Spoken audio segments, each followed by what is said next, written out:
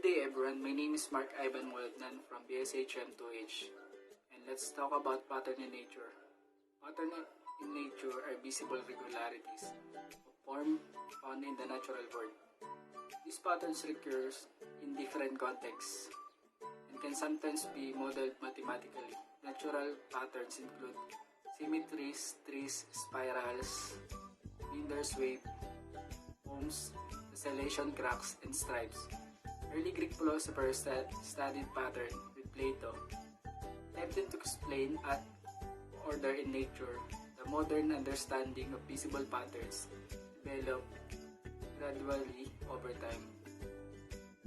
And here are examples of pattern in nature, like symmetries, trees, spirals, Linder's poems, tessellations, cracks, stripes. What is symmetries? Symmetries in mathematics, an object or shape is symmetrical when it remains unchanged after we rotate, flip, or scale. Even when it allows being divided into parts of equal shape and size.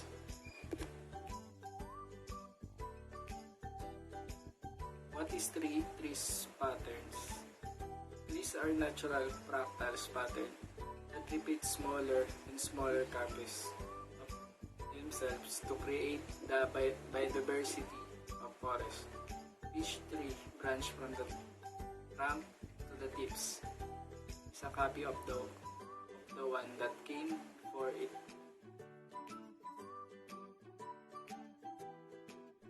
Spiral. A spiral is a curved pattern that focuses on center point and a series of circular shapes that revolve around it. Meanders.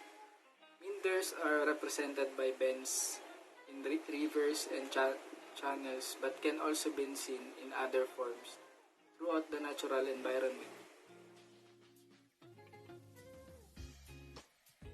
Foam.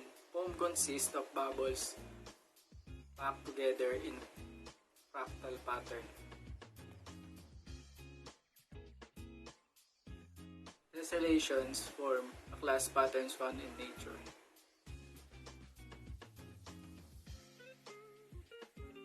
Cracks are linear openings that form in materials to relieve stress.